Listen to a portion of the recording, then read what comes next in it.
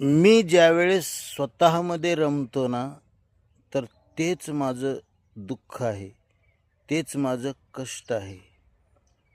मी स्वतःमध्ये रमतो म्हणजे माझ्या मनाची कंडिशनिंग मला खेळवत असते तिच्या तालावर आणि हे मन त्याला वाटेल तसं भरकटतं, वाटेल त्या विषयामध्ये ते जात असतं आणि स्वतःचं दुःखच कळत नकळत ते वाढवत असतं.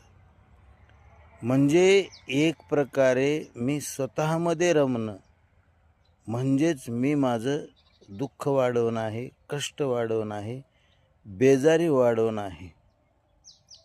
आणि ज्यावेळेस मी ईश्वरामध्ये रमू लागतो ना, तर त्याच वेळेस माझ्यात रमणं सुटतं, हा फायदा होतो.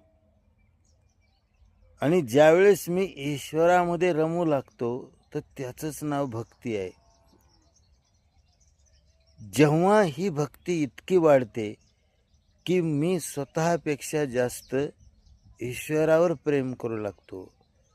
स्वतःला विसरतो एक प्रकारे त्याच्यामध्ये.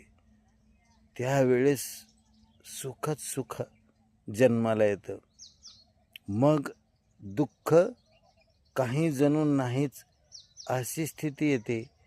कारण माझ्यात रमणं हेच दुःख होतं, हे पुन्हा स्पष्ट होतं.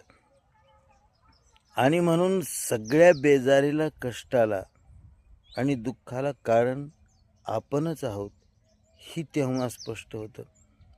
आणि म्हणून मला माझ्या या सर्व पसाऱ्यातून, मी निर्माण केलेल्या माझ्या दुःखातून मला बाहेर काढणारा कोण आहे, तर फक्त ईश्वर आहे.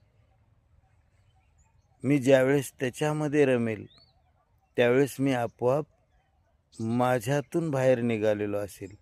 आणि माझ्यातून बाहेर निघणं हेच सुखदायक आहे, हेच आनंददायक आहे आणि हेच खऱ्या अर्थाने मुक्तिदायक आहे.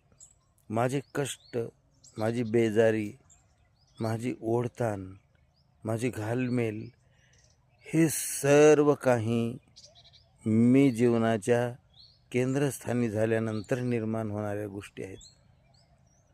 परंतु जेव्हा मीच ईश्वरामध्ये रमू लागतो, त्यावेळेस हा सगळा पसारा माझा दुःखाचा मी तयार केलेला कुठंतरी बाजूला जातो, कुठंतरी विसरल्या जातो, कुठंतरी दूर होतो